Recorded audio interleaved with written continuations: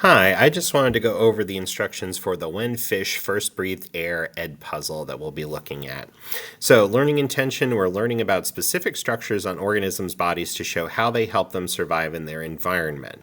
Success criteria, I'll be successful when I can identify physical features related to the transition of life in the water to life on land, and I can determine the environmental pressures that made moving onto land an advantage for amphibians. So again, we talked about how environmental pressures are a motivator for evolutionary change, and that's what we're seeing here.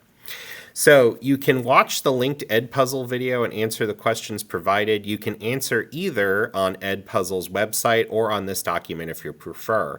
So again, in order to do it on this document, you'll basically want to look at the YouTube link for a video entitled When Fish First Breathed Air. But again, you can also log on to Edpuzzle. So when you just go to edpuzzle.com, click login here. And then it should give you an option to log in either as a teacher or a student. Again, you'll select as a student. You'll use your Google Classroom login, basically the same one as your school account, to get logged into there. And it should be assigned on there. If you choose to do it through Edpuzzle, the video will play and will stop at specific places where the question is related to the content in the video. But if you prefer to do the video at your own pace, again, you might just do it via the YouTube video itself.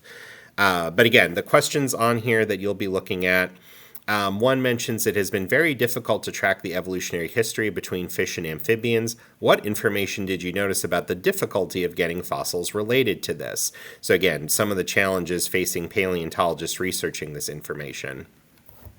2. Based on the information from the video and what we have covered in class, what is a key difference between a lobe-finned fish and a ray-finned fish? Remember, these are both types of bony fish, but what makes them different from each other?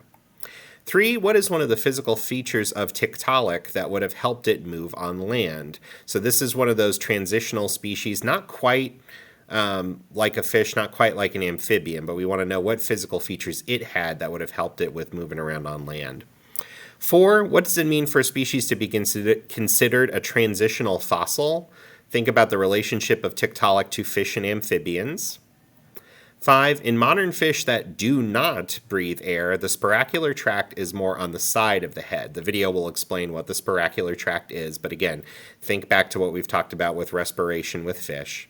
In modern fish that do breathe air, where's the sporacular tract located? So again, we're just kind of looking at living examples to help us examine fossil examples.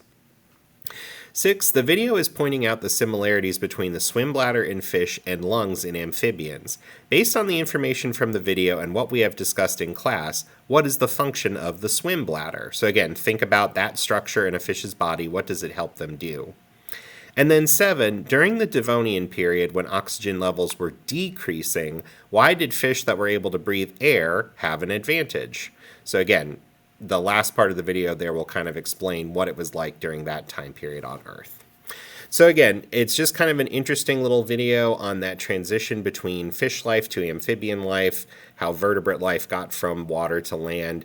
Really interesting thing to look at in terms of evolutionary perspective and a good introduction into us talking about amphibians.